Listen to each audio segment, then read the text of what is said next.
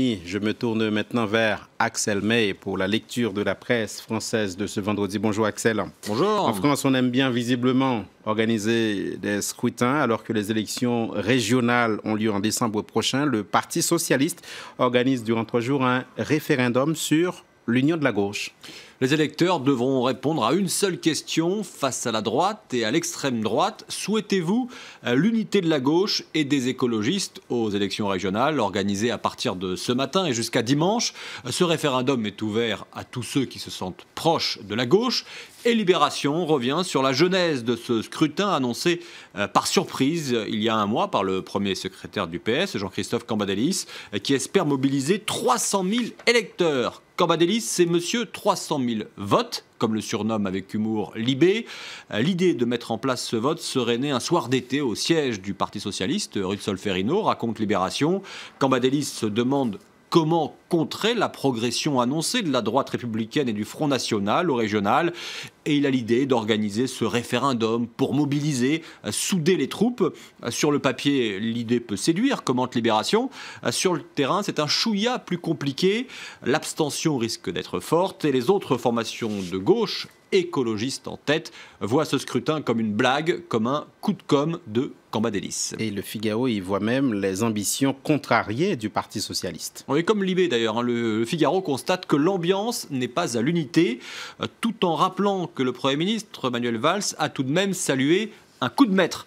Le résultat du référendum ne fait en tout cas guère de doute, pronostique le Figaro. Les électeurs vont se prononcer majoritairement pour le rassemblement de la gauche au régional. Reste à savoir combien ils seront à se déplacer aux urnes. Mais il n'y a pas qu'à gauche que l'unité est difficile à obtenir, comme le souligne le Parisien aujourd'hui en France. Avec ce titre en page 4, ça barde chez les Chiraciens. À 1 an de la primaire à droite, les fidèles de l'ancien chef de l'État ont choisi leur candidat. Problème, ce n'est pas le même. Son épouse, Bernadette, son fils adoptif, comme on surnomme parfois François Baroin, ou encore son ancien Premier ministre, Dominique de Villepin, ont choisi Nicolas Sarkozy. Un autre de ses premiers ministres, Jean-Pierre Raffarin, sa fille Claude, ou encore le président du Conseil constitutionnel, Jean-Louis Debré, qui est l'un de ses très proches, ont choisi Alain Juppé. Et Jacques, dans tout ça, son choix est fait depuis longtemps, rappelle le Parisien aujourd'hui en France, c'est Juppé. Le meilleur d'entre nous, comme disait Jacques Chirac. Tout autre chose dans la presse de ce vendredi, Axel May, l'outil indispensable des réfugiés, le smartphone. Et c'est en une de 20 minutes avec ce jeu de mots, la ligne de vie. Le smartphone sert à communiquer avec les proches ou à se diriger pendant le périple. Le quotidien gratuit est allé dans un camp de migrants tout près de Paris pour recueillir des témoignages. J'ai pris mon fils, nos passeports et mon portable, confie une réfugiée syrienne. Je me suis fait voler mon portable en route. Après, c'était plus compliqué, raconte cet autre réfugié. Certaines personnes sont venues leur dire de revendre leur portable pour pouvoir nourrir leur famille. S'emporte, toujours dans les colonnes de 20 minutes, une bénévole qui aide les migrants. Des téléphones qui sont aussi la mémoire visuelle de ces migrants, puisqu'ils ont dans leur portable les photos de leurs maisons abandonnées en Syrie ou en Afrique. Cocorico, les Français brillent à l'étranger, c'est à lire dans l'opinion. Ils sont plus de 2,5 millions à avoir élu résidence hors des frontières de l'Hexagone, souvent inconnus, au profil très qualifié dans leur grande majorité, à la recherche d'aventure et de progression professionnelle.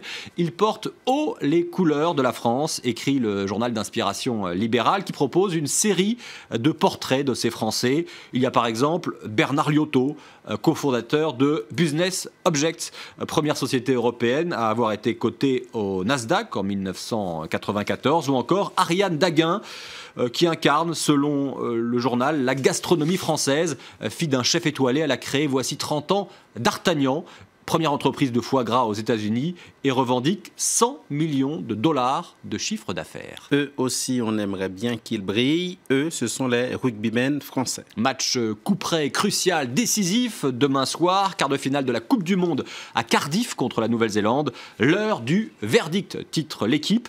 Philippe Saint-André parviendra-t-il à sublimer les Bleus face au tenant du titre? Trouvera-t-il la recette de l'exploit, se demande le quotidien sportif, et tous les regards convergent vers un sélectionneur décrié, car PSA joue son va-tout.